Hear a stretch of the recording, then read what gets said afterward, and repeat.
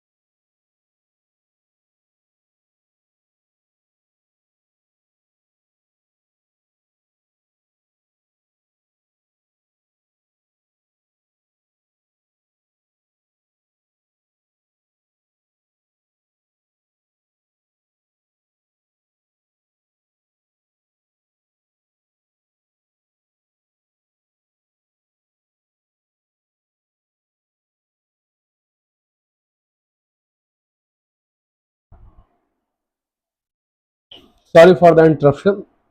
कभी कभी एलर्जी के कारण छींक आने लगता है। आवाज थोड़ा देख लिया जाए।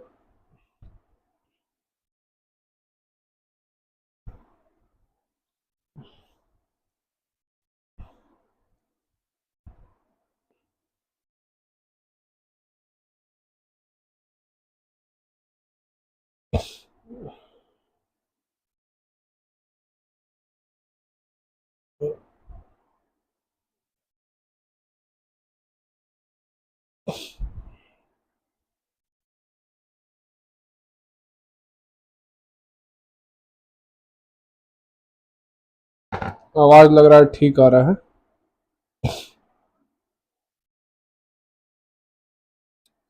एक मिनट।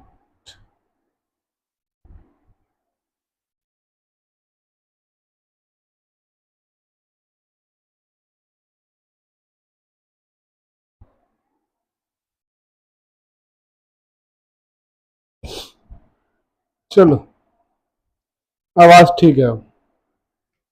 आज हम लोग बहुत आज हम लोग बहुत इंपॉर्टेंट इंपॉर्टेंट टॉपिक कवर करेंगे। फ्यूचर कवर करेंगे, मनी मार्केट हेज कवर करेंगे, और साथ ही साथ एक आर्बिट्राज का और एक क्वेश्चन है, उसे भी समझेंगे वो कैसे बनता है। समझ गए?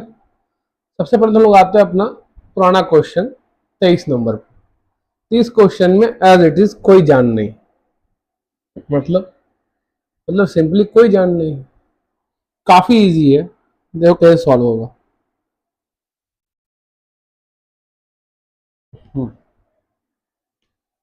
एक कंपनी है, कंसिडर कर रहा है हेजिंग करना अपने फॉरेन एक्सचेंज रिस्क को। ऑब्वियस बात है, या तो रिसीवेबल होगा या पेएबल होगा। और होगा किस करेंसी में? होम करेंसी में नहीं होगा, फॉरेन करेंसी में होगा। It has made a purchase, वो खरीदा था, कुछ सामान खरीदा था, गुड्स या सर्विस रिसीव किया, जो भी केस हो।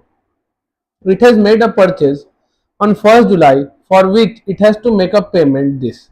अब जब ये पेमेंट करना है, सर हमको पता है जब ये पेमेंट करना है तो ये बाई करना होगा। फॉरेन एक्सचेंज रिस्क कब होगा?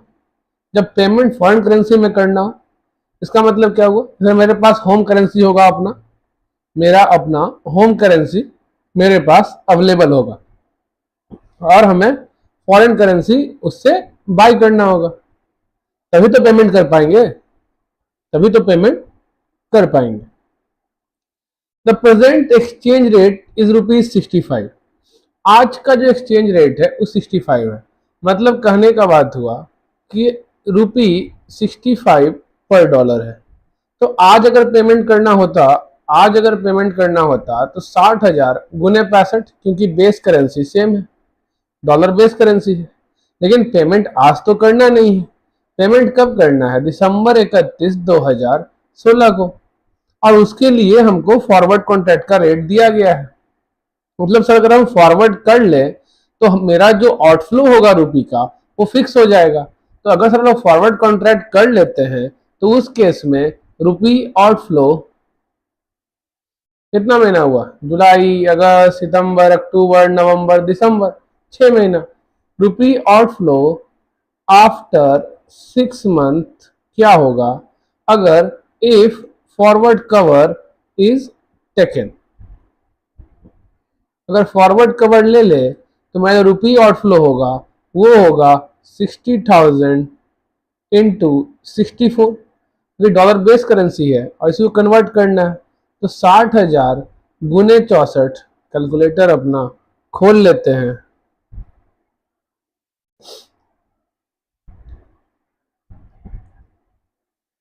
60,000 गुने 64, 38,40,000। ठीक है, एक सेकेंड, कैलकुलेटर थीम है, इसको कन्वर्ट नहीं कर सकते हम लोग अपने इंडियन वाले में। दिक्कत क्या होता है, इसको समझने में थोड़ा दिक्कत होता है कभी कभी। तो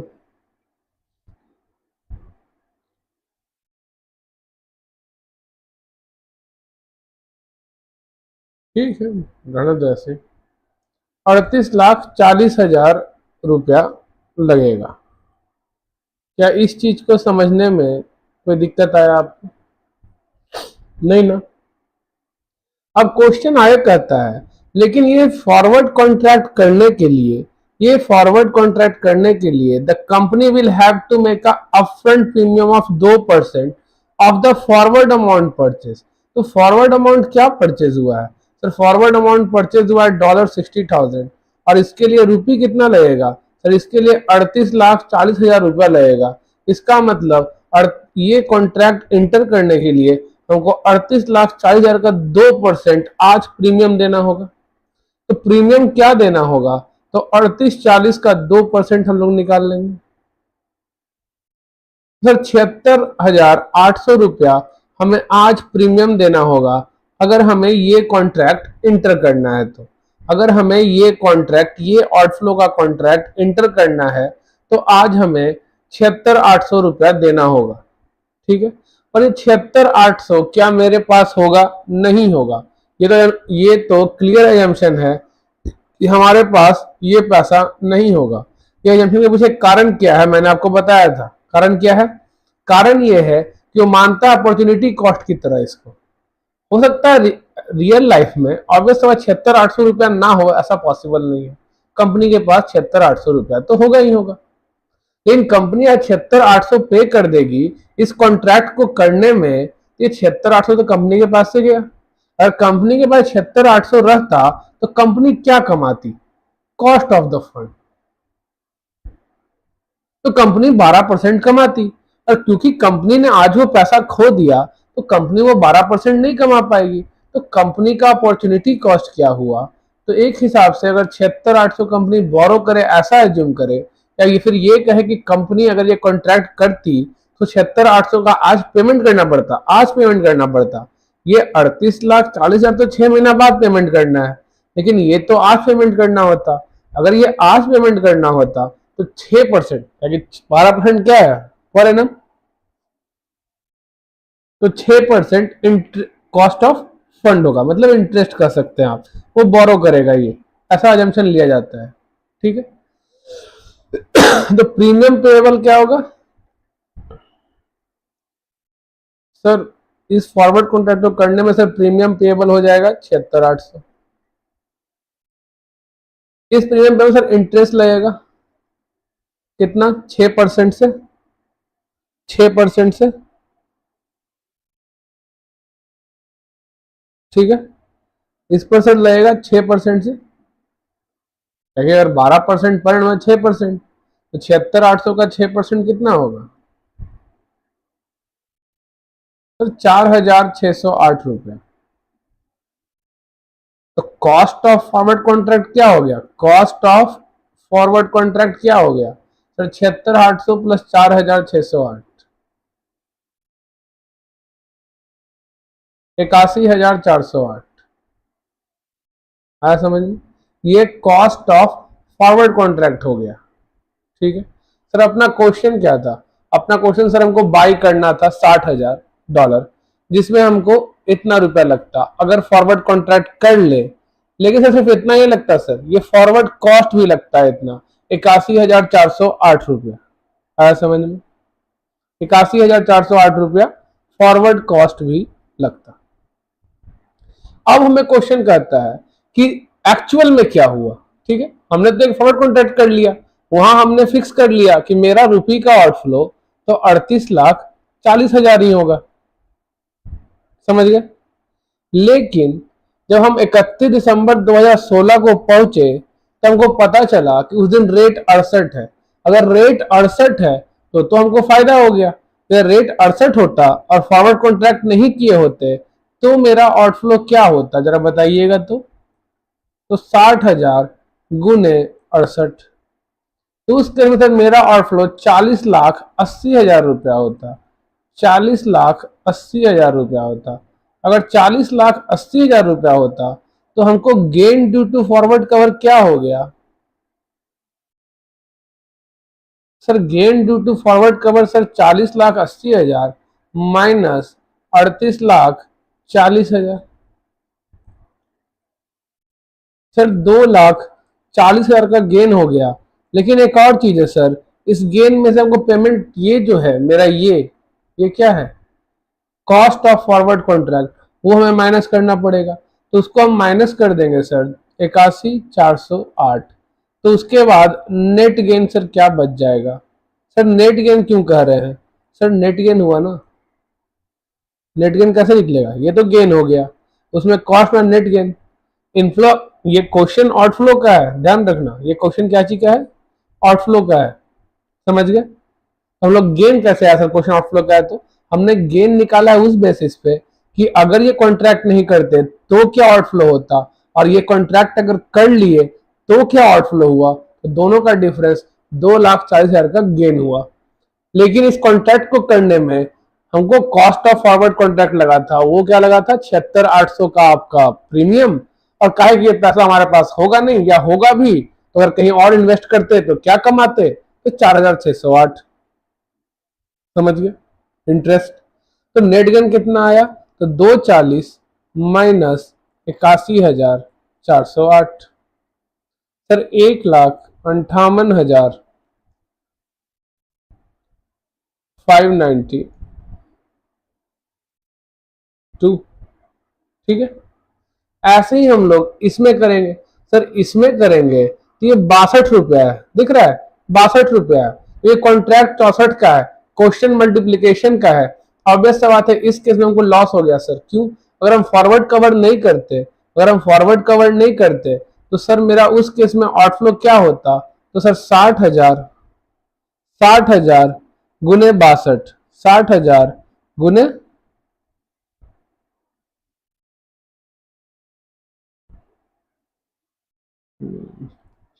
चलिए कोई नहीं है आज के आज भी अकेले ही पढ़ाते रहते हैं, कहीं कभी लगता है।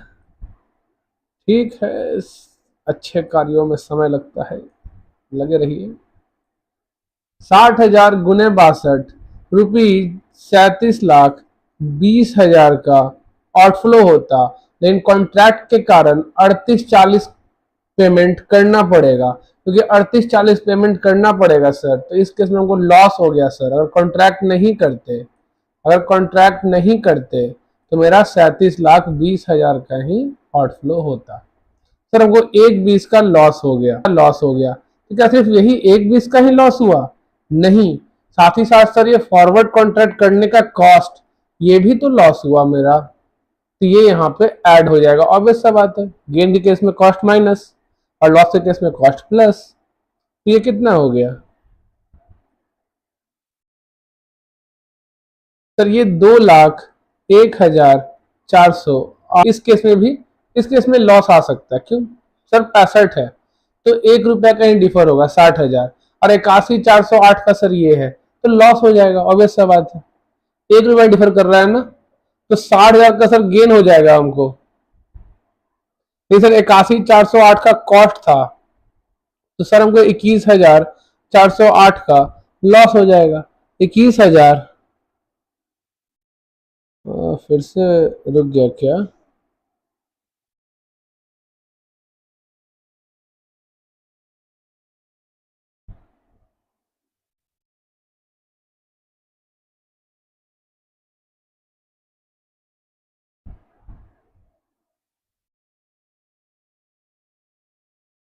कहाँ पे अटक गया यार?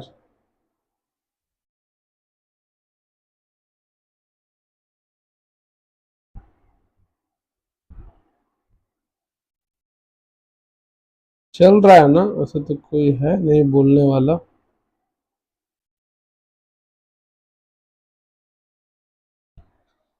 ठीक है, तो 81,408 का लॉस हो जाता है। आया समझ में?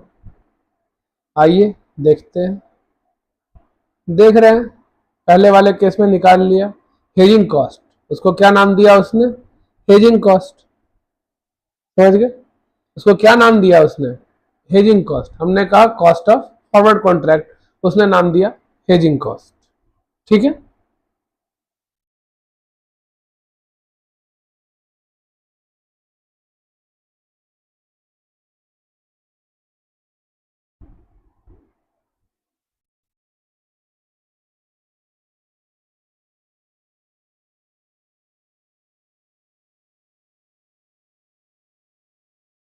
हेजिंग कॉस्ट 81,408 पहले वाले केस में, देख रहे हो, नेट गेन हुआ। दूसरे वाले केस में लॉस हुआ। तीसरा केस खुद निकालोगे। चौथा केस में हुआ गेन था, लेकिन एक्चुअल में नेट लॉस हो गया। आया समझ में? कोई दिक्कत? तो काफी इजी क्वेश्चन था, काफी इजी क्वेश्चन था।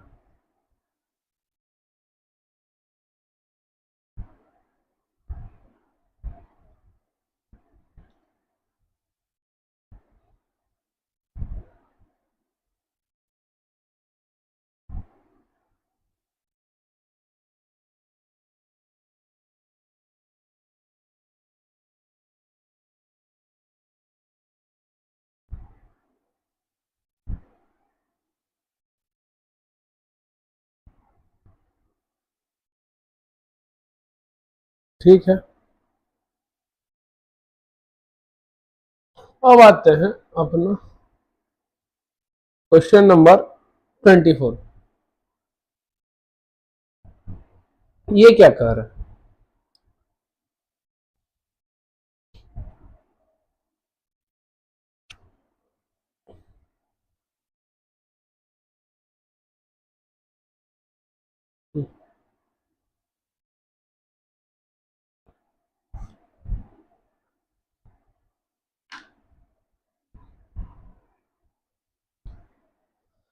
24. Following information relate to AKC Limited, which manufactures some part of an electronic device. वो मैन्युफैक्चर करता है, ऑब्वियस सा बात। इसका मतलब मैन्युफैक्चर मतलब एक्सपोर्टर भी है वही। हाँ, वो एक्सपोर्ट करता है कहाँ? USA, Japan, Europe.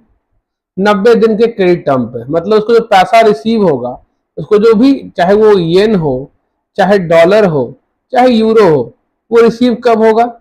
तो वो रिसीव होगा 90 दिन बाद। समझ गए सर? क्वेश्चन क्या कर रहा है? क्वेश्चन कुछ नहीं कर रहा है। क्वेश्चन बोल रहा है कि अगर पैसा 90 दिन बाद मिलने वाला है, तो अगर फॉरवर्ड कॉन्ट्रैक्ट कर ले, अगर फॉरवर्ड कॉन्ट्रैक्ट कर ले तो क्या होगा कंट्रीब्यूशन टू सेल, मतलब PV ratio, profit volume ratio, contribution to sale. या फिर अगर फॉरवर्ड ना करे तो क्या होगा? Contribution to sale ratio. समझ गए? तो क्या होगा? Contribution to sales ratio. कोई दिक्कत? अगर फॉरवर्ड कवर कर ले तो क्या होगा? फॉरवर्ड कवर नहीं करे तो क्या होगा? कोई दिक्कत? तो कोई दिक्कत नहीं। तो हमको मान लो कंट्रीब्यूशन क्या होता है? तो कंट्रीब्यूशन होता है sale minus variable cost. Sir हमको सेल दे रखा है yen 78 lakh, yen 78 lakh. Sir variable cost लेकिन सर पर यूनिट दे रखा है, टोटल वेरिएबल कॉस्ट हमको नहीं मालूम, तो कंट्रीब्यूशन कैसे निकालेंगे? तो कंट्रीब्यूशन कैसे निकालेंगे? क्या बिटरेट बिटरेट बोले जा रहा है ये बार बार।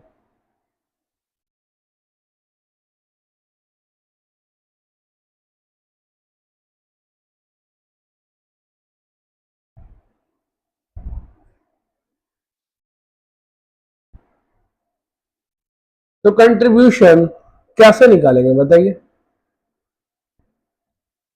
तो सर कंट्रीब्यूशन निकालने के लिए हमको चाहिए यूनिट।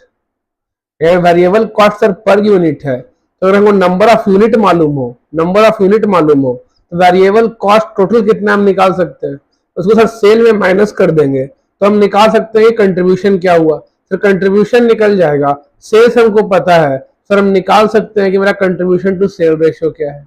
क्या कोई दिक्कत?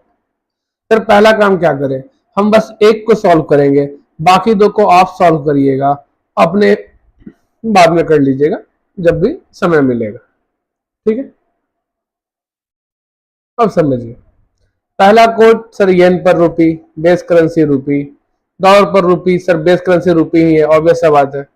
रूपी स्ट्रॉन्ग करेंसी नहीं है, डॉलर स्ट्रॉन्ग करेंसी है, और ये ऊपर है तभी तो जीरो डिसिमल के पहले है।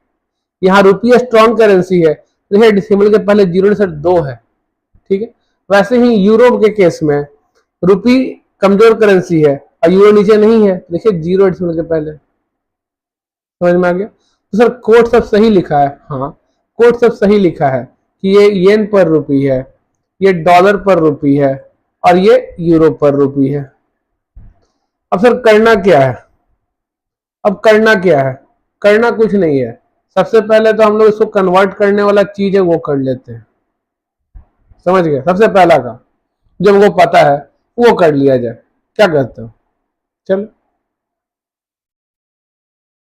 तो अगर हम सेल्स का बात करें कि सेल्स कितना हुआ, सेल कितना हुआ, ठीक है? सर सेल दिया हुआ है, ये कौन सा है, एक सेकेंड,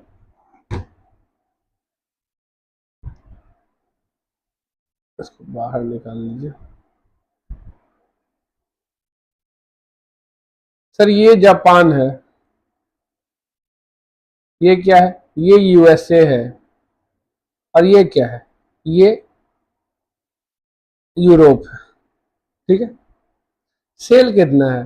सर ये है येन 78 लाख। यूएसए में कितना है? Sir dollar 1,02,300।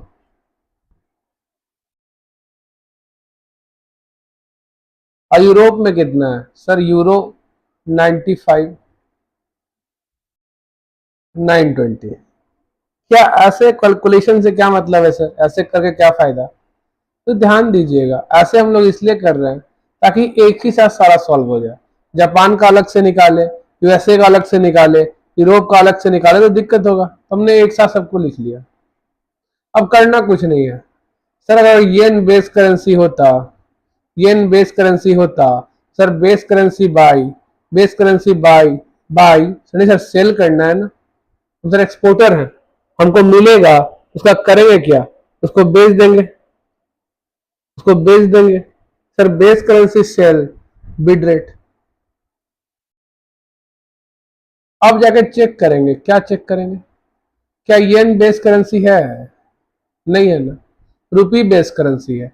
सर ये चेंज हो जाएगा ask rate, ask rate use करेंगे। अब सर दो चीज है, फॉरवर्ड कॉन्ट्रैक्ट करेंगे तो क्या होगा, फॉरवर्ड कॉन्ट्रैक्ट नहीं करेंगे तो स्पॉट रेट से क्या होगा, सेल। तो ठीक है, तो पहले तो फॉरवर्ड रेट लेते हैं सर।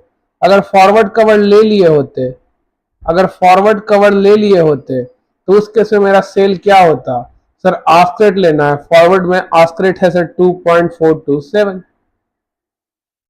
सर 78 लाख येन भागे 2 पॉइंट, कहा था जैसे ही अगर इस पॉइंट से भटका हो, 2v से भटका और उल्टा कोट लिया तो वहां डिवाइड ही होना है, तो सोचना ही नहीं है। 2.427 तो कितना रुपया रिसीव होता है, निकालिए।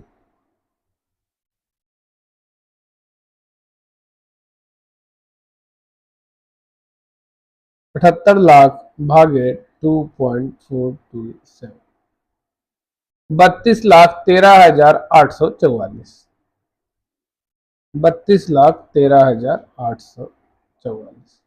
वैसे ही यूएसए में जाते हैं सर। अगर डॉलर बेस करेंसी होता तो base currency sell bid rate, sir हमको पता है इस सब क्वेश्चन में बेस करेंसी रुपया है सर, बिड नहीं आस्क होगा। अगर फॉरवर्ड कवर लिए होते, अगर फॉरवर्ड कवर लिए होते तो कितना रुपया मिलता, 3 महीना बाद ही सही, कितना मिलता सर, ये है और ये फॉरवर्ड आस्क रेट सर ये है, कि रुपी है बेस करेंसी, डॉलर तो है नहीं, तो 0.0216 से क्या करेंगे, डिवाइड करेंगे, ऑब्वियस सा बात।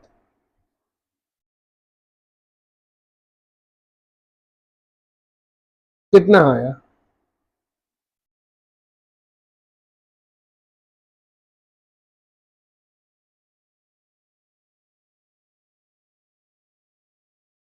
सर 47,36,111, इतना रुपये मिलेगा फॉरवर्ड कवर में। लास्ट वाले में सर देखते हैं, 95,920 यूरो है, यूरो अगर बेस करेंसी होता तो base currency sell bid rate, क्या यूरो बेस करेंसी है, नहीं सर रुपी बेस करेंसी है, तो ask rate, sir ask rate क्या है फॉरवर्ड कवर के अंदर,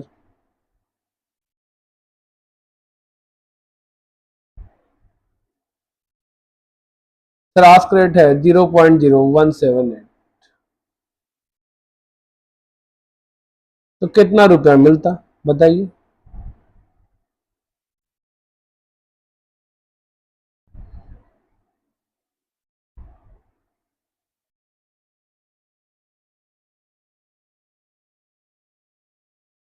$53,88,764, कोई दिक्कत। अगर सर फॉरवर्ड कवर नहीं लेते, नो हेजिंग, तो क्या होता, तो अब सर कोर्ट में कुछ करना ही नहीं सर, नो हेजिंग के केस में बस ये ले लेंगे, ये ले लेंगे और ये ले लेंगे, तो निकालिए, चलिए सॉल्व किया जाए। क्या ले लेंगे सर, ये ले लेंगे, ये ले लेंगे और ये लेंगे, तो क्लियर हो चुका ऊपर से ही क्या लेना था, तो 2.459 पहला वाला केस में, 78 लाख भागे 2.459, सर उस केस में इनफ्लो होता ₹31,72,021, कोई दिक्कत। उसके बाद ये 0.02156, 0.02156, सर 1,02,300 डिवाइड बाई 0.02156, सर 47,44,897, लिख लीजिए, 47,44,897 होता नो हेजिंग के केस में इनफ्लो। इस वाले केस में कितना होता, निकाल लीजिए, जैसे अब तक सबका निकाला है, 95,920 डिवाइड बाई 0.0179, 53,58,659।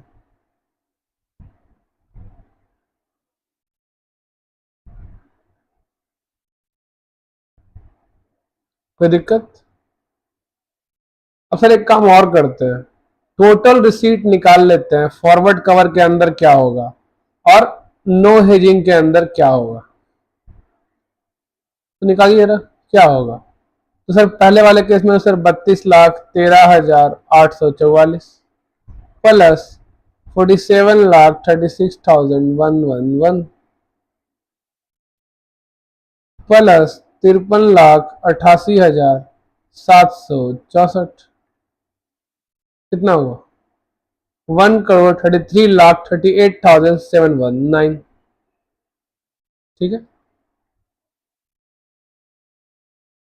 1,33,38,719।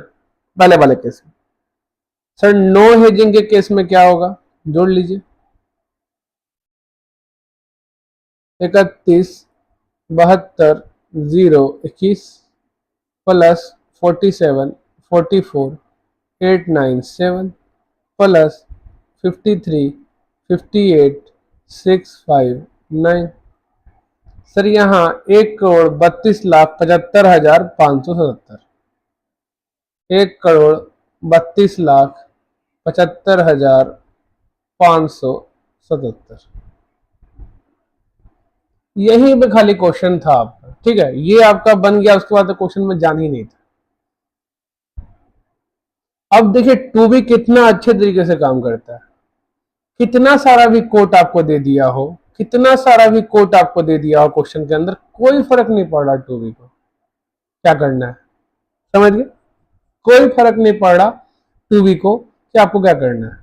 अगर क्वेश्चन में कितना भी कोट दे दे कोई मतलब ही नहीं है। टू बी सिंपली काम करता है कि होने क्या वाला है गिवन करेंसी के साथ, उस पर काम करता है, समझ गए?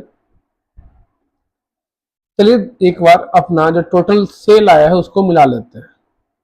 पहले वाले केस में 1,33,38,719, ठीक है, मैच हो गया। दूसरे वाले केस में 1,32,75,578, अपना 77 आया है, 78 ले सकते हैं, कुछ अप डाउन राउंडिंग के कारण। चलिए सेल तो मैच हो गया, पर सर हमको फॉर्मूला तो पूछा है वो सर कंट्रीब्यूशन बाई सेल के बेसिस पे। डिसीजन क्या पूछा है, contribution by sale.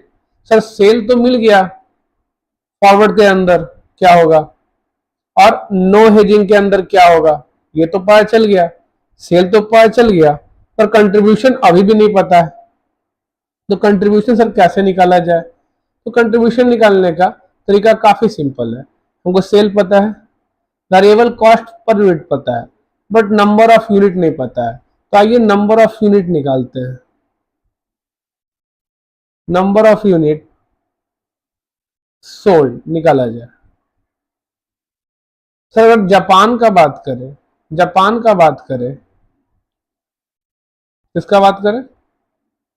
Sir Japan का बात करें तो पर यूनिट सेल प्राइस 650 था और जो पैसा रिसीव होने वाला था वो 78 लाख था।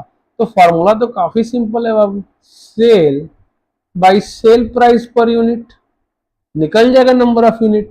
तो 78 लाख भागे 650,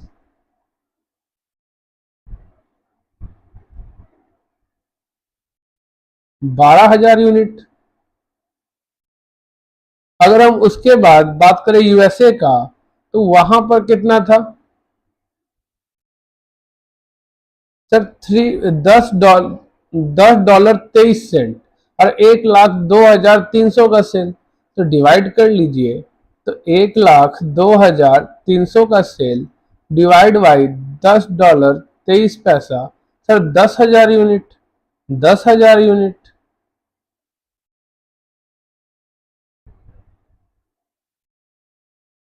सर अगर अब उसके बाद सर दूसरे वाले का बात करें, लास्ट वाले का, तो वहां पे था यूरो 11.99 पर यूनिट, और सेल वैल्यू 95,920, तो 95,920 divide by 11.99 equals to 8,000 unit. 8,000 unit sale हुआ है sir, 8,000 unit. Sir variable cost per unit हमको पता है, क्वेश्चन में दिया हुआ है, कितना दिया हुआ है जरा बताइएगा। तो सर 225, 395 और 510 लिख लेते हैं। 225, 395 और 510, तो टोटल वेरिएबल कॉस्ट कितना हो जाएगा? तो 225 गुने 12,000, 225 गुने 12,000 करके देखिए कितना आता है। सर 225 गुने 12,000 सर इक्वल टू 27 लाख। दूसरे वाले में निकालिए सर, 10,000 गुने 395, 39,50,000। और लास्ट वाले में सर 8,000 गुने 510, तो 40,80,000। अगर इन तीनों को जोड़ लिया जाए टोटल कितना आएगा बताइए। सर टोटल आएगा आपका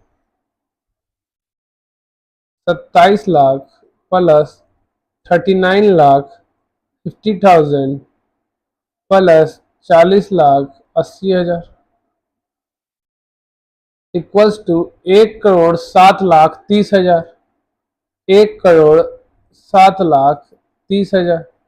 सर अगर ये मेरा वेरिएबल कॉस्ट है टोटल, और दो ठो हमको सेल वैल्यू दिया गया है, तो हमको कंट्रीब्यूशन नहीं मिल जाएगा? मिल जाएगा ना। पहले वाले केस में कितना होगा? तो सर 1,33,38,719 माइनस कर दीजिए, 1,33,38,719। सर कंट्रीब्यूशन होगा 26,08,719। तो पहले वाले केस में 26,08,719। उस नेगेटिव को इग्नोर करिए क्योंकि हमने माइनस उल्टा किया था, इसको बता दिया जाए। ठीक है सर, ये कंट्रीब्यूशन है। सेल तो सर अभी निकाले थे हम लोग, सेल हम लोग अभी निकाले थे ना, कितना सेल था उसके केस में? हम्म,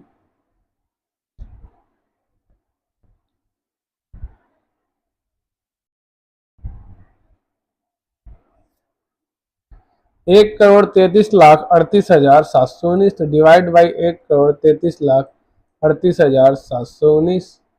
तो इस केस में सर 19.56%, 19.56% आया कंट्रीब्यूशन टू सेल। इस वाले केस में क्या करेंगे? वही काम करेंगे सर जब अभी किए। 1,32,75,578, 1,32,75,578 माइनस क्या करेंगे जरा बताइएगा, वही कॉस्ट।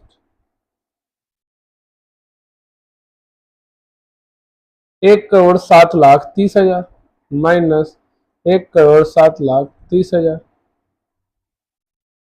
तो इस केस में मेरा जो आएगा कंट्रीब्यूशन वो है 25,45,578। इसको डिवाइड कर देंगे किस चीज से?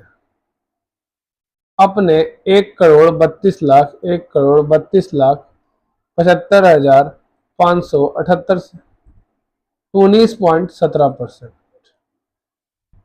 तो कौन सा बढ़िया है? फॉरवर्ड कवर बढ़िया है, कहानी खत्म। और फॉरवर्ड कवर बढ़िया है क्योंकि वहां पर 19.56% का है कंट्रीब्यूशन टू सेल, और यहाँ पर 19.17% का है। आ गया समझ में? कोई दिक्कत? वैसे तो हम लोग यहां से भी निकाल सकते हो क्योंकि वेरिएबल कॉस्ट तो सेम था दोनों केस में। तो ज्यादा इनफ्लो किस केस में? ज्यादा इनफ्लो किस केस में?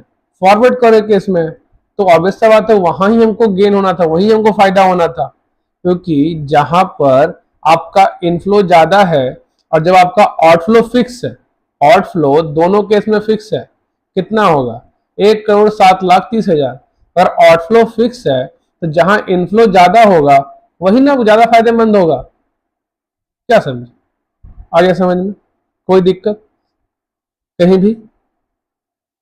अब चलिए हम लोग आते हैं अपने दूसरे क्वेश्चन पे। हो सकता है आज फ्यूचर कर ही लेंगे, एक ना एक कॉन्सेप्ट तो आज कंप्लीट किया ही जाएगा। नींद तो आ रहा है पर फिर भी चलिए। सर ये कौन सा क्वेश्चन है, आ गया आपका फ्यूचर, फ्यूचर आ गया।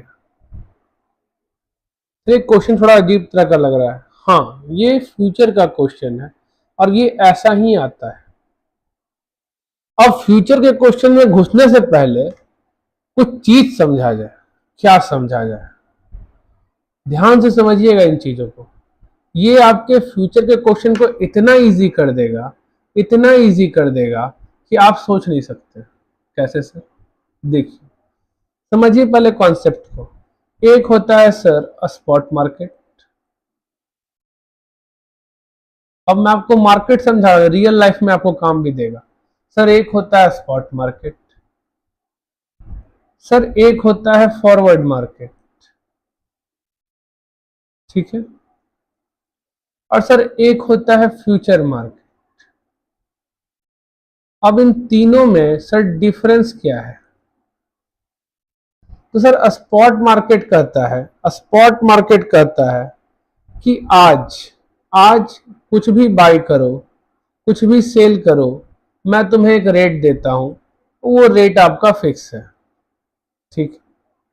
फॉरवर्ड मार्केट भी वही चीज कहता है, बस कहता है आज नहीं, आज नहीं, आज नहीं, आज नहीं, कब, जो भी डेट फिक्स कर लो, कल, परसों, 2 महीना बाद, 6 महीना बाद, 12 महीना बाद, 2 साल बाद, बाय करो चाहे सेल करो उसी रेट से, उसी रेट से जो आज फिक्स किया है, आज फिक्स किया है, आज रेट आज फिक्स किया है।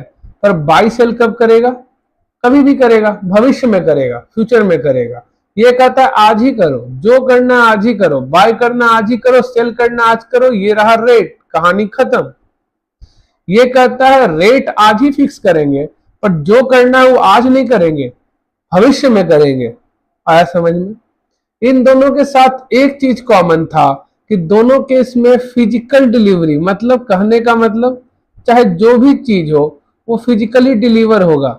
मतलब या तो इसको डॉलर ही खरीदना हो तो डॉलर 1 लाख इसको दिया जाएगा, या इसको डॉलर सेल करना हो, डॉलर 1 लाख ये सेल करेगा, लेके आएगा 1 लाख सेल करने के लिए।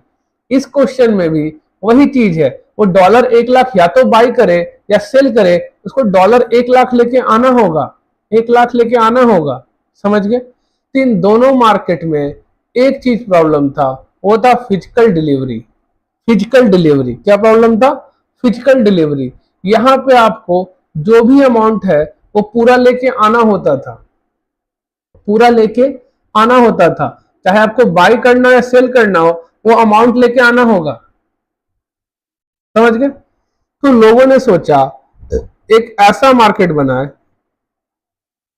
एक ऐसा मार्केट बनाए जो अपना प्राइस तो इंस्टेंट ड्राइव करता है, प्राइस तो इंस्टेंट ड्राइव करेगा, लेकिन उसका एक अलग एग्जिस्टेंस होगा।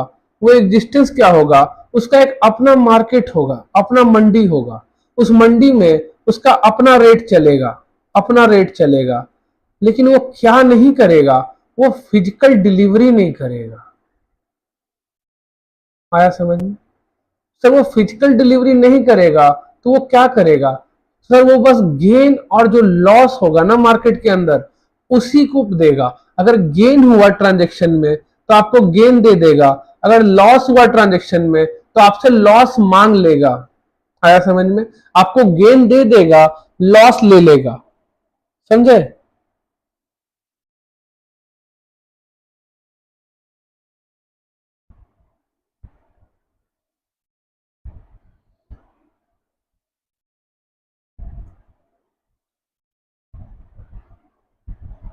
क्या समझे?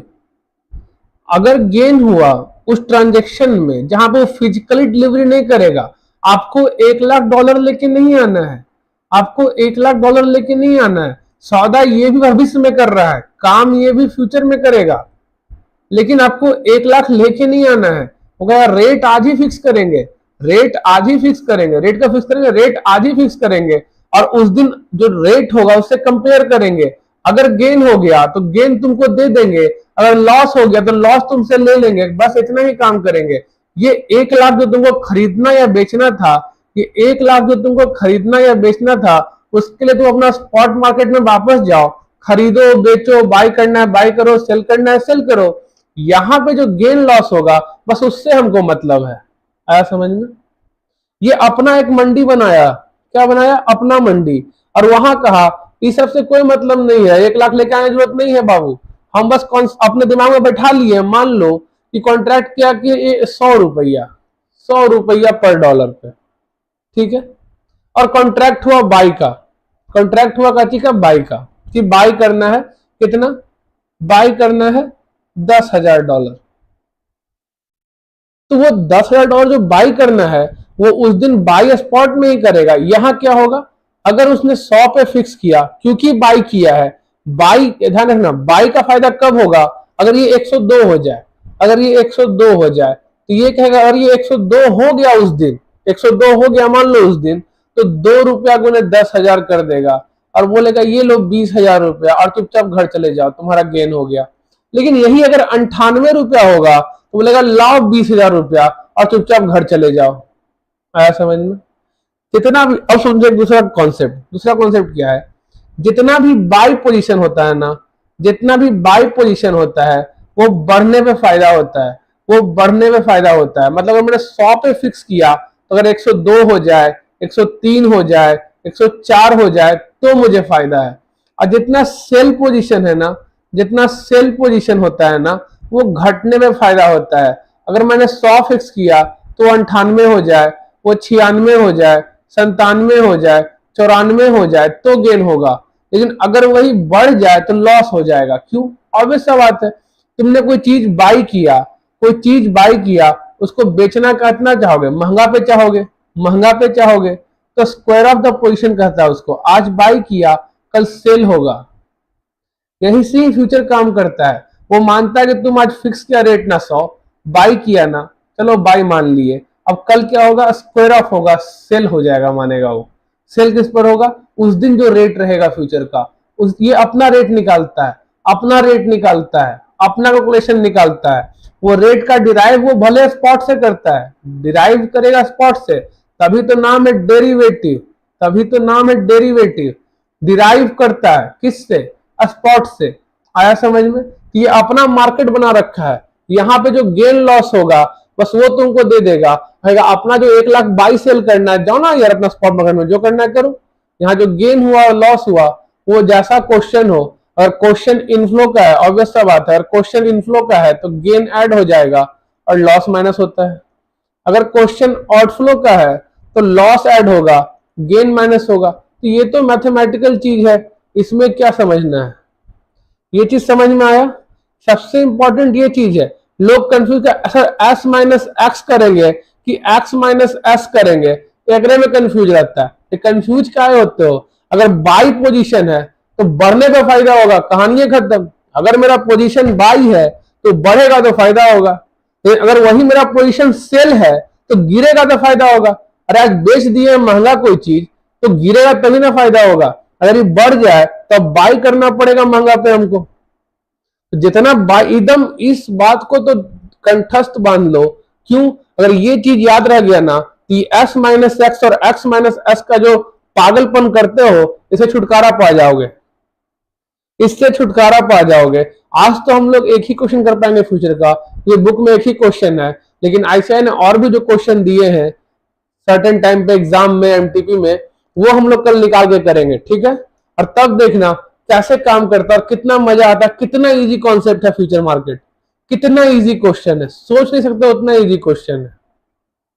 और सबसे टफ क्वेश्चन आईसीआई दे रखा है, समझे?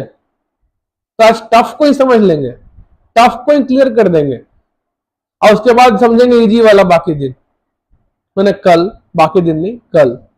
तो समझ में आ गया? जितना बाई पोजीशन हुआ, जहां बाई हुआ, अगर हमने फ्यूचर बाई किया हो, चाहे डॉलर का हो, रुपी का हो, यूरो का हो, किसी का फ्यूचर हो, अगर बाई किया है बढ़ेगा तो फायदा होगा। अगर 100 पे फिक्स किया था स्ट्राइक प्राइस, वो 102 हो गया, 103 हो गया, 110 हो गया, तभी फायदा होगा। जितना सेल पोजीशन है वो गिरेगा तो फायदा होगा।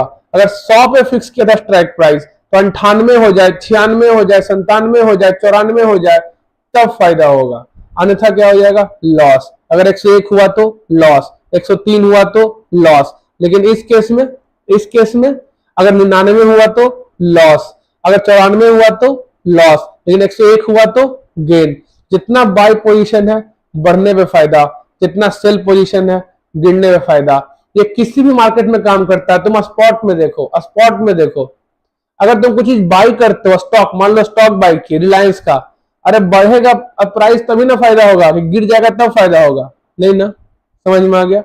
देख लो यही फॉरवर्ड कॉन्ट्रैक्ट में तुम बाई किया तो बाई कर लिया, बाय द वे तुम बोला कि 100 रुपया पे सर हम बाई करेंगे आज से 2 महीना बाद। तो अगर स्पॉट मार्केट में 102 हो जाए, 104 हो जाए, तब ना तुमको इसका फायदा होगा। अभी क्वेश्चन बनाया था ना 64 वाला, 64 पे फॉरवर्ड कॉन्ट्रैक्ट फिक्स कर दिया था, 64 पे फॉरवर्ड कॉन्ट्रैक्ट फिक्स कर दिया था। जैसे ही वो 78 हुआ, 70 हुआ, उसको फायदा हुआ, लेकिन जैसे ही 62 हुआ उसको लॉस हो गया। जितना बाय पोजीशन है, चाहे ये मार्केट हो, चाहे ये मार्केट हो, चाहे ऑप्शन मार्केट भी क्यों ना हो, ये तीनों मार्केट का बेसिक कॉन्सेप्ट है, एकदम दिमाग में घोल के पी जाओ। ये तीनों मार्केट का सबसे बेसिक कॉन्सेप्ट है जो कभी किसी को नहीं बताया जाता, पर ये सबको सिखाया जाता है एस माइनस एक्स। अरे क्यों करना है एस माइनस एक्स और एक्स माइनस एक्स, जब हमको मालूम है गेन और लॉस कब होगा। मेरे दिमाग में क्लियर है गेन और लॉस कब होगा।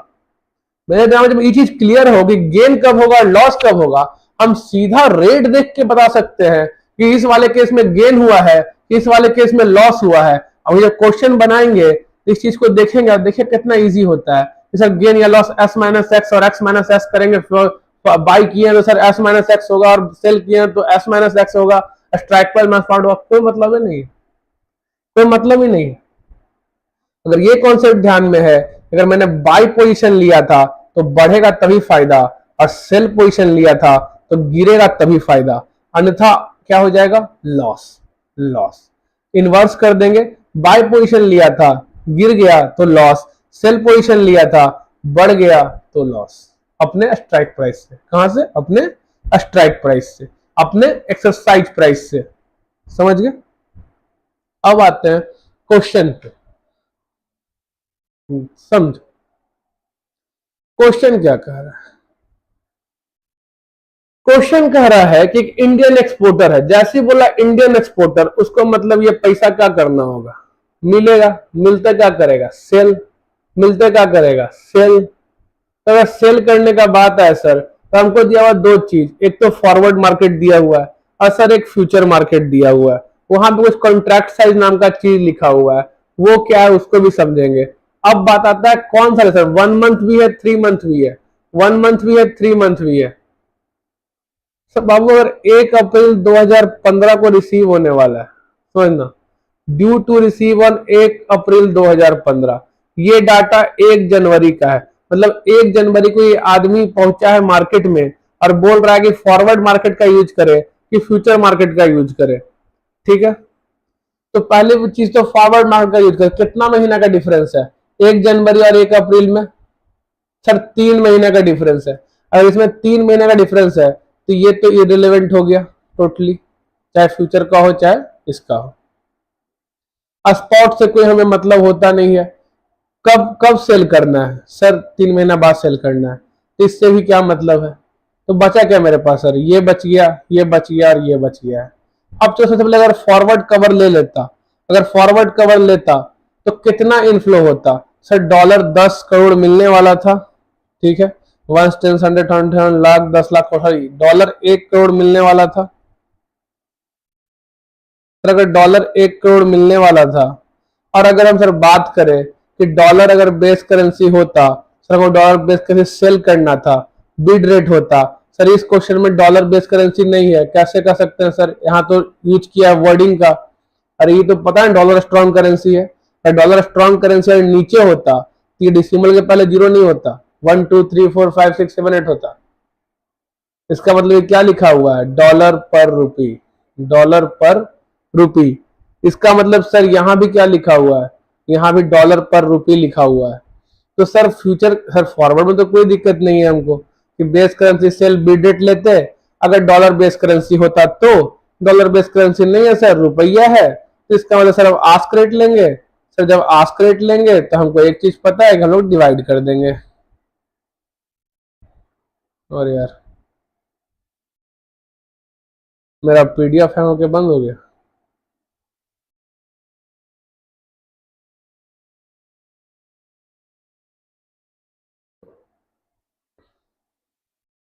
रुक जाओ।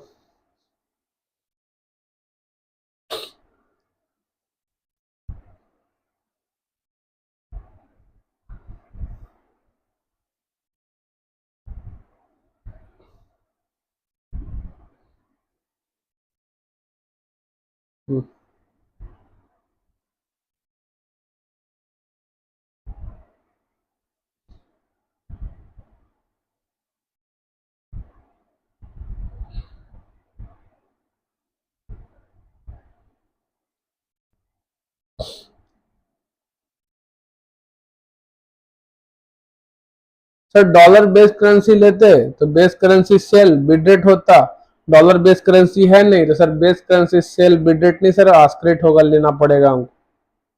सर आस्क रेट लेंगे तो बताया था कि डिवाइड करना होता है, सोचना ही नहीं है कुछ। जैसे ही इस पॉइंट से भटका हो, 2b से भटका, डिवाइड होगा। सर डिवाइड कर देते हैं 0.01612 सर देखिए कितना आता है एक बार निकाल के। तो सर 1 करोड़, ठीक है, डिवाइड बाई 0.01612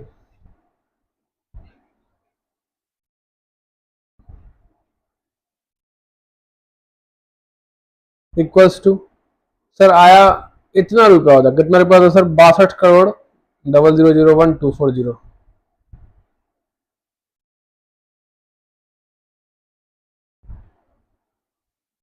62,001,240।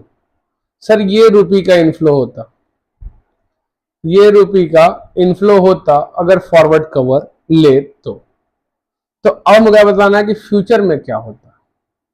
तो सबसे टफ क्वेश्चन है, क्यों कहे टफ क्वेश्चन है, समझिए। ये किसका फ्यूचर है, जिस जो बेस करेंसी है उसका फ्यूचर है। बेस करेंसी कौन है, रुपी है। सर ये फ्यूचर रुपी का है, तब क्या किया जाए। तो देखिए आप फ्यूचर के केस में क्या होता है, एक और चीज सीखिए फ्यूचर के केस में कैसे कौन।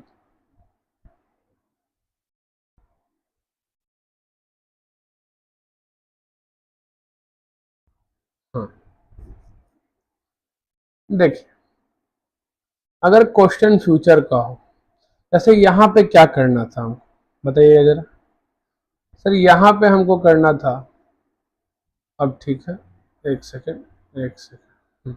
सर यहाँ पे $1 करोड़ सेल करना था। अगर डॉलर सर 1 करोड़ सेल करना था, इसका मतलब सर फ्यूचर कॉन्ट्रैक्ट भी हमको सेल का ही करना चाहिए था। ऑब्वियस सा बात है सर, सेल का ही करना चाहिए था। काची सेल करना था सर, डॉलर सेल करना था। तो सर अगर सेल डॉलर फ्यूचर का कॉन्ट्रैक्ट करते, सेल डॉलर फ्यूचर का कॉन्ट्रैक्ट करते तो मेरा हेजिंग होता। समझ में आया कैसे हेजिंग होता। सर डॉलर 1 करोड़ था क्वेश्चन में दिया हुआ, करना क्या था सर, 1 करोड़ को सेल करना था। अगर डॉलर को सर सेल करना था तो सेल डॉलर फ्यूचर ये हमको करना होता, तभी तो हम हेज कर पाते। अगर ये अवेलेबल नहीं है तो इसका उल्टा हो जाएगा सर, जो दूसरा करेंसी है वो कौन सा है, by rupee future. Sir hedge करने का दो ऑप्शन है, या तो सेल डॉलर फ्यूचर या फिर बाई रुपी फ्यूचर। एग्जाम में भी ऐसे लिख देना है एक्शन। क्या होगा, for hedging action to be taken either sell dollar future और बाई रुपी फ्यूचर। सर इस सेल डॉलर फ्यूचर कैसे पता किए, इस लाइन से।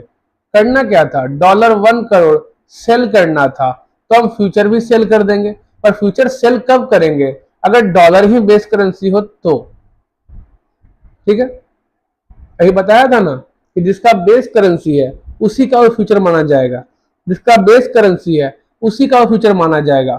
तो सर दोनों ऑप्शन एक ही साथ लिख लेंगे एग्जाम में, हाँ लिख लेंगे। उसके बाद चेक करेंगे क्या अवेलेबल है, क्या अवेलेबल है। अब जाके चेक करते हैं क्या डॉलर बेस्ड करेंसी है, क्या डॉलर बेस्ड करेंसी है, नहीं सर रुपी बेस्ड करेंसी है। इसका मतलब ये तो क्वेश्चन में दिया ही नहीं है। सर अब क्या करेंगे, उसका उल्टा बाई रूपी फ्यूचर, बाई रूपी फ्यूचर। पोजीशन क्या लिए हैं हमने, बाई लिए हैं। समझ लेना ये बढ़ेगा तभी फायदा होगा, ये बढ़ेगा तभी फायदा होगा।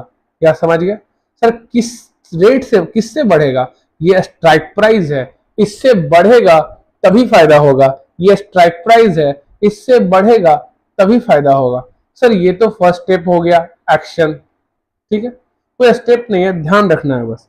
ये तो क्या सर फर्स्ट चीज कि हमें एक्शन करना क्या है, सेल डॉलर फ्यूचर करना कि बाय रूपी फ्यूचर। दो ऑप्शन है हमारे पास, दोनों में से अवेलेबल कौन है, अवेलेबल ये वाला है, हमने कर लिया। अब सर सेकंड स्टेप आता है, या क्या सेकंड चीज क्या सोचिए, दिमाग में सोचिए, कोई लॉजिक, लॉजिक सोचिए, स्टेप नहीं लॉजिक। स्टेप आप लगते हैं रटने, स्टेप लगते हैं रटने, है ही मैथ, मैथ रट के काम चलता नहीं। अब सर हमको चाहिए होगा कि रूपी फ्यूचर तो बाई करना है, पर कितना कॉन्ट्रैक्ट बाई करे सर, कितना नंबर ऑफ कॉन्ट्रैक्ट करे फ्यूचर का, कितना नंबर ऑफ कॉन्ट्रैक्ट करे फ्यूचर का। अब सर ये तो दिक्कत है। सर हमको दिया हुआ है क्या, 1 करोड़ डॉलर, 1 करोड़ डॉलर। लेकिन सर रूपी फ्यूचर में तो कॉन्ट्रैक्ट साइज भी रूपी में होगा, सर रूपी फ्यूचर में कॉन्ट्रैक्ट साइज भी रूपी में होगा, ऑब्वियस सा बात है। तो हम इसको सर कन्वर्ट कर दे रूपी में, तब तो डिवाइड करें तो रूपी बाय रूपी हो, रूपी बाय रूपी हो तो आंसर निकल जाए।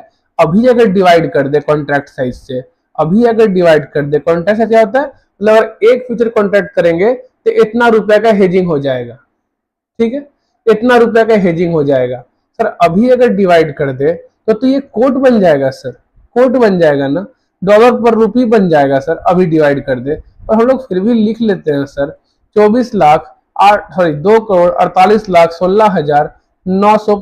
रुपया का एक कॉन्ट्रैक्ट है। डिवाइड करेंगे सर, ये तो रेट बन जाएगा, काटना पड़ेगा रूपी को, तो इसको सर पहले रूपी में कन्वर्ट करें, तब तो कॉन्ट्रैक्ट साइज पता चले कि number of contract to be intend कैसे पता चलेगा।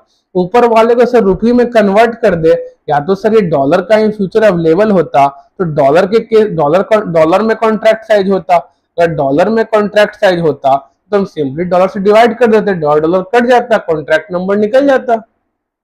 लेकिन यहां पर तो सर ऊपर डॉलर नीचे रूपी, काटेंगे तो डॉलर पर रूपी का एक्सचेंज रेट बन जाएगा, कोट बन जाएगा, तो इसको पहले रूपी में कन्वर्ट करना होगा। अब क्योंकि सर हम लोग फ्यूचर कॉन्ट्रैक्ट कर रहे हैं तो फ्यूचर का सर जो स्ट्राइक प्राइस है उसी से कन्वर्ट करें ना, तब तो ये बता पाए कि कितना कॉन्ट्रैक्ट होगा। क्या समझे, तो हम लोग इससे ही कन्वर्ट करेंगे। इससे अगर हम लोग कन्वर्ट करने गए तो सिंपल सा चीज देखेंगे, ये डॉलर है, यहाँ बेस करेंसी रूपी है, तो डिवाइड होगा तो 1 करोड़ डिवाइड बाई 0.016118। तो हमने क्या किया, पहले इसको रुपये में कन्वर्ट किया ताकि हम लोग नंबर ऑफ कॉन्ट्रैक्ट निकाल पाए। जैसे इसको रुपये में कन्वर्ट करोगे, देखो कन्वर्ट करके कितना आता है, 1 करोड़, सॉरी 1 करोड़ 10 लाख करोड़, हाँ 1 करोड़ डिवाइड बाई 0.016118। सर ये हो गया रुपी 62 करोड़ 4 लाख 24 हजार 170, रुपी 62 करोड़ 4 लाख 24 हजार 370, ठीक है। अब सर नीचे भी रुपी ऊपर भी रुपी, अब सर कॉन्ट्रैक्ट साइज निकल जाएगा, डिवाइड कर दीजिए आप भी, 24,816 24,816 इक्वल 24.99, मतलब 25 कॉन्ट्रैक्ट इंटर करना होगा हेज करने के लिए, ठीक है, 25 कॉन्ट्रैक्ट इंटर करना होगा हेज करने के लिए। आया समझ में कैसे किया हमने, क्योंकि सर डॉलर 1 करोड़ था और एक कॉन्ट्रैक्ट 24 लाख, मतलब 2 करोड़ 48 लाख का है, कैसे निकाले सर, कितना कॉन्ट्रैक्ट करेंगे, तो इसको पहले रुपया में कन्वर्ट कर लो। अब ये कॉन्ट्रैक्ट है किसका, फ्यूचर का, तो जो फ्यूचर का एक्सरसाइज प्राइस है उससे ही ना कन्वर्ट करोगे। ये क्या है, ये सर डॉलर पर रुपी है। ऑब्वियस सा बात है, डॉलर कट जाएगा, बचेगा क्या, रुपी 62 करोड़ 4 लाख 24,370। समझ गए सर, कॉन्ट्रैक्ट हो गया। अब इस contract logic, not the steps, logic, समझ गए, स्टेप्स नहीं, लॉजिक। स्टेप्स पे मत जाओ, लॉजिक समझो इसको। अपने माइंड में एक फिगर बनाओ, इमेजिन करो तुम मार्केट में गए थे यही चीज करने के लिए, वहां गए, पहले जाके देखा हमको करना क्या था, डॉलर सेल करना था, तो सेल डॉलर फ्यूचर। लेकिन अगर ये अवेलेबल नहीं है तो हमको बाई रुपी फ्यूचर करना पड़ेगा। फिर जाके हम देखेंगे since dollar future is not available, be buy rupee future, कहानी खत्म। Dollar future is not available, hence be buy rupee future. Be buy rupee future, तो नंबर ऑफ कॉन्ट्रैक्ट कितना एंटर करे, तो नंबर ऑफ कॉन्ट्रैक्ट 25। अब contract enter करने के लिए कुछ तो मांगेगा वो, तो बोलेगा इनिशियल मार्जिन लाओ। अरे कुछ दोगे तब तो कॉन्ट्रैक्ट एंटर करने दे तुमको, ऐसी कॉन्ट्रैक्ट एंटर करने दे, खाली गेन और लॉस का सेटलमेंट होना है ना। गेन होगा तो तुमको देगा, लॉस होगा तुमसे वसूलेगा। तो ऐसे कैसे कैसे तुम्हारे साथ जुआ खेल ले, गेन लॉस का, नहीं समझे, जुआ कैसे खेले हो, कुछ हुआ तो है नहीं, गेन लॉस होना है, जुआ खेलना है। तो क्या कहेगा, आज कुछ पैसा जमा कर दो, आज कुछ पैसा जमा कर दो, आज कुछ पैसा जमा कर दो। क्यों, क्योंकि हमको यार डर लग रहा है ना तुम भाग जाओगे, तो तुम भाग जाओगे तो लॉस हुआ तो भाग जाओगे, गेन हुआ तो आ जाओगे।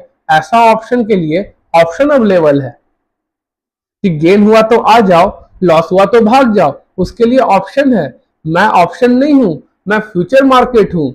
मुझे तो आज कुछ तो पैसा दो, तब तो लॉस हुआ तो मैं वहां से काट लूंगा, गेन हुआ तो तुमको दे दूंगा। तो बोलेगा तुम भाग गए, तो अरे मैं तो बड़ा मार्केट हूं, मैं कहां भागूंगा, तुम भाग सकते हो, तो आज मुझे कुछ पैसा दो। तो बोला क्या लोगे, तो उसने कहा इनिशियल मार्जिन। बोला कितना लोगे, तो उसने बताया इनिशियल मार्जिन का अमाउंट।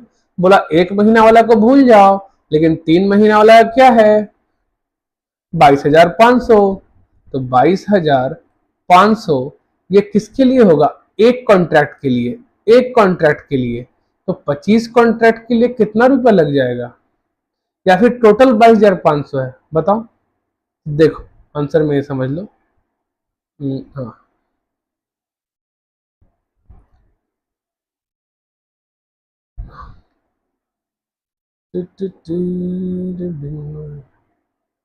इक्कीस 22 23 24 25, यही है ना। हाँ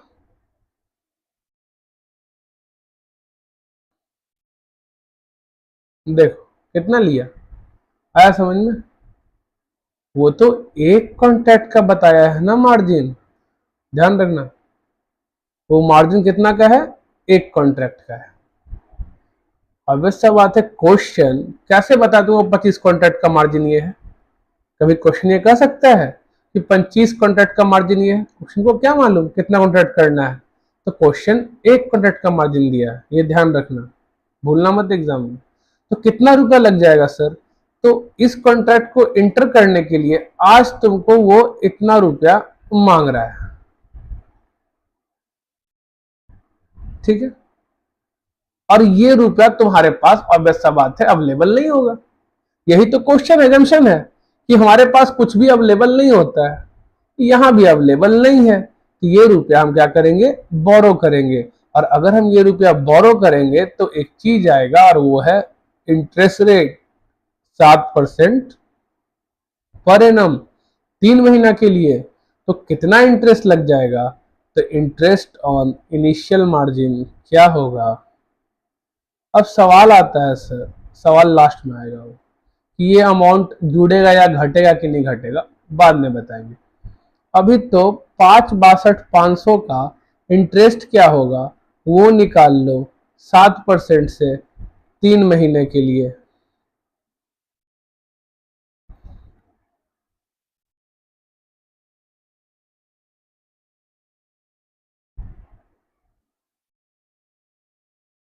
तो 9 ₹9,843.75, ठीक है, ₹9843.75।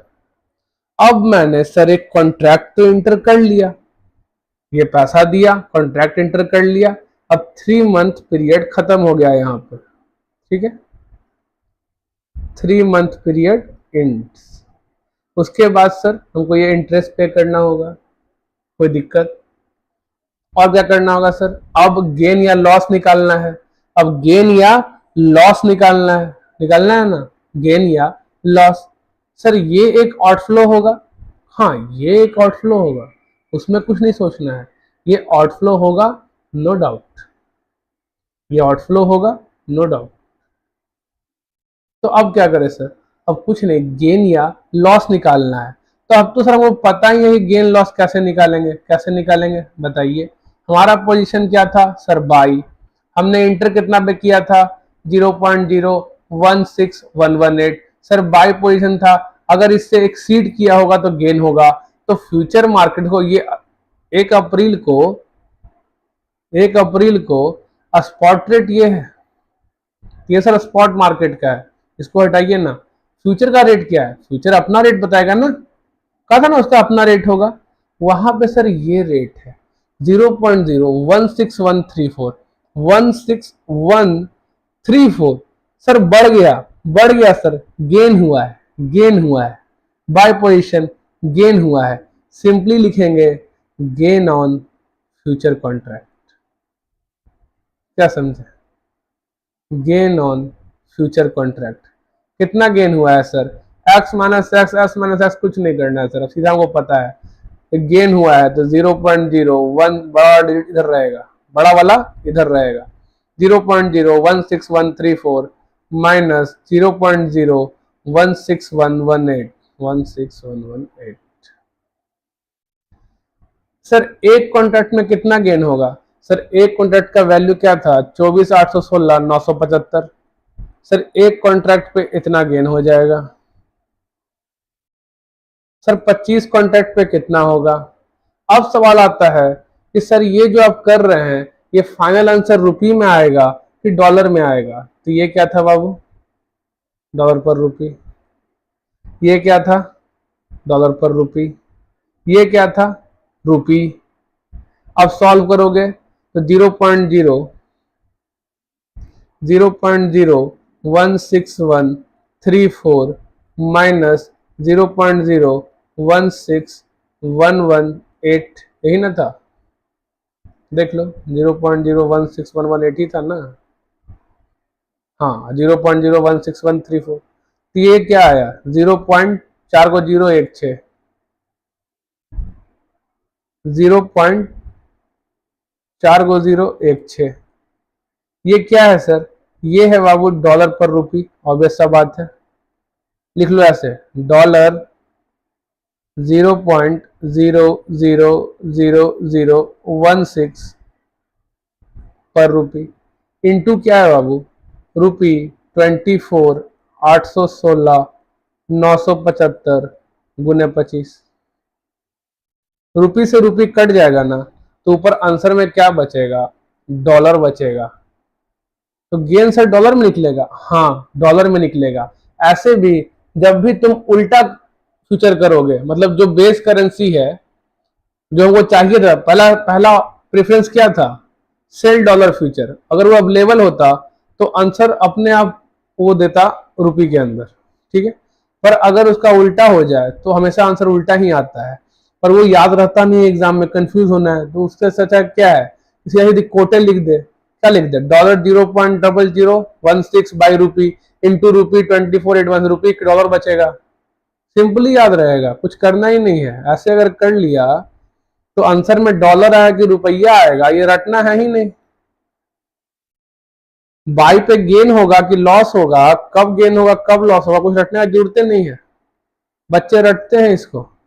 सर गेन हुआ 9,926.76 डॉलर, 69 डॉलर, ठीक है। सर ये डॉलर है, गेन है सर, गेन है। स्पॉट रेट क्या दिया हुआ है? स्पॉट रेट क्या दिया हुआ है 3 महीने बाद का? 3 महीने बाद का। गेन को क्या करेंगे, गेन को सर सेल कर देंगे।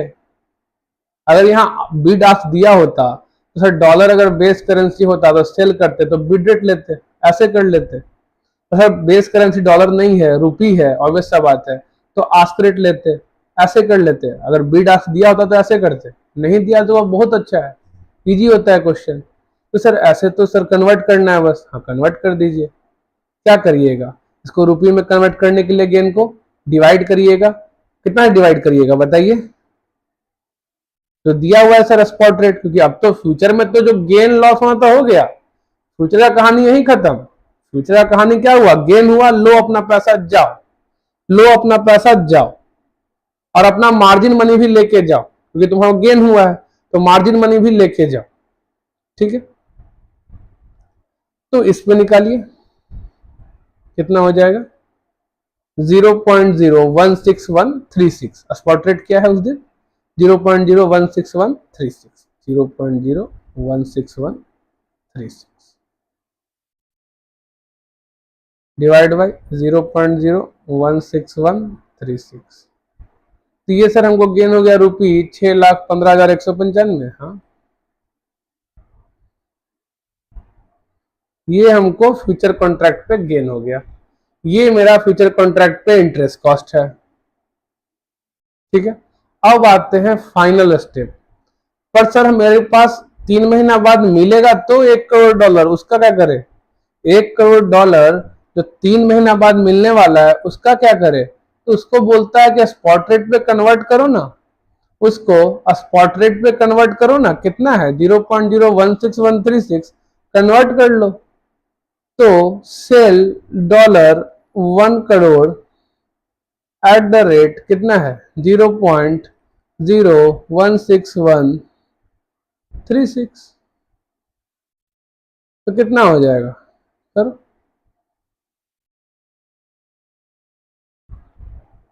1 crore divide by 0.016136। Sir 61,97,32,275। 61,97,32,275 rupee inflow. Sir इस इनफ्लो में इस गेन को जोड़ देंगे ना, इस इनफ्लो में इस गेन को जोड़ देंगे, ऑब्वियस सा बात है। तो सर मेरा नेट इनफ्लो क्या है ये निकालना है। तो नेट इनफ्लो तो काफी सिंपल है बाबू। नेट इनफ्लो क्या होगा, ये मेरा तो इनफ्लो होना ही होना है, सेल किए 1 करोड़, ये एक इनफ्लो, एक ये गेन हुआ, और ये सर एक आउटफ्लो भी है। क्या है आउटफ्लो में, आउटफ्लो में क्या है सर, ये इंटरेस्ट, ये इंटरेस्ट। सर ये जो पे किए थे, तो ये जो जमा किए थे बाबू, तो ये वापस भी तो कर देगा तुमको गेन के साथ। गेन प्लस 5,62,500 तुमको 11 लाख पे वापस आएगा। तो वापस आएगा 11 लाख, ये भी पैसा वापस करेगा वो गेन का, साथ ही साथ ये भी वापस कर देगा। तो ये तो मेरा ना इनफ्लो एंड आउटफ्लो, पहले ये आउटफ्लो हुआ फिर ये इनफ्लो हो गया, तो पोजीशन 0 हो गया इसका। तो ये तो कहानी में है ही नहीं। तो कहानी में कौन कौन है, कहानी में ये तीनों है कि ये इनफ्लो होगा, ये सर गेन हुआ, अगर लॉस था तो माइनस कर देते, और ये सर एक कॉस्ट। चलो तीनों को लिख लो। तो नेट इनफ्लो क्या होगा सर, 61,97,32,275 प्लस सर गेन हुआ था फॉर फ्यूचर में 6,15,195, और सर एक इंटरेस्ट कॉस्ट है वो माइनस हो जाएगा, कॉस्ट है काय की 9,843.75, 9,843, 44 कर लो, राउंडिंग ऑफ कर लो, आंसर राउंड ऑफ में आ जाएगा। ठीक है, निकालो। 61,97,32,275 माइनस प्लस 6,15,195 माइनस 9,844, आंसर आया 62,03,37,626। 62,03,37,626। आया समझ में फ्यूचर, आया समझ में फ्यूचर।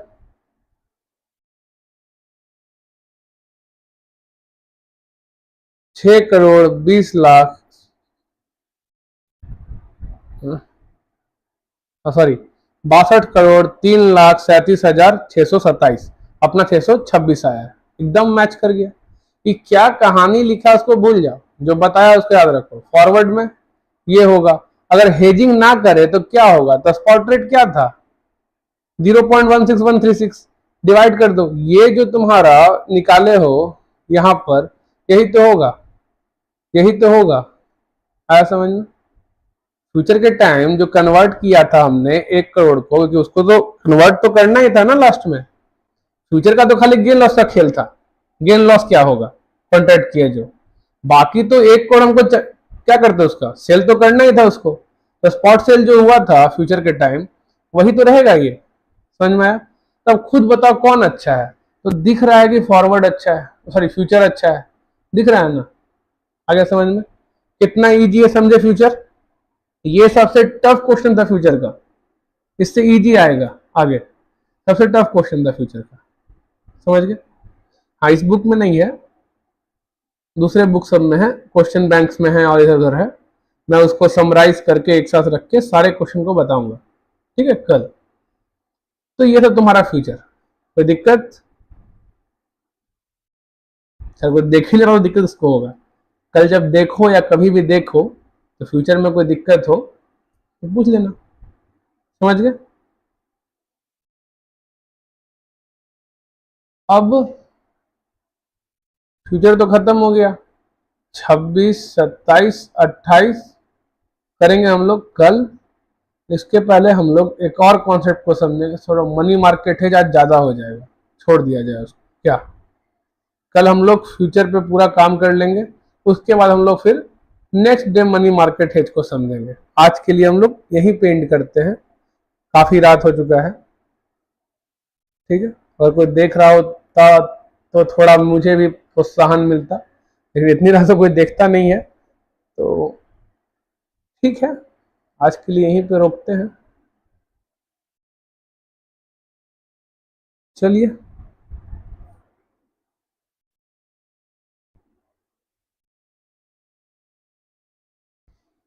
ये समझ गए कितना आसानी से काम किया। ये कभी कंफ्यूज नहीं होगा सर एस माइनस एक्स होगा कि एक्स माइनस एस होगा, जो सब करवाता है आपको। कब गेन होगा बाय वाले केस में, कब लॉस होगा बाय वाले केस में, कब गेन होगा सेल वाले केस में, कब लॉस होगा सेल वाले केस में। सॉरी, उल्टा उल्टा हो गया, ठीक है। बाकी फ्यूचर क्या है, एक अलग मार्केट है, वहां पे खाली गेन लॉस होता है। बाकी जो करना था करवे करेंगे, 1 करोड़ को सेल करना था और स्पॉट सेल करेंगे उसको, ठीक। जैसे आज काफी बड़ा बड़ा क्वेश्चन था, थी ना। चलिए, तो ऐसे भी काफी लंबा क्लास हो गया है।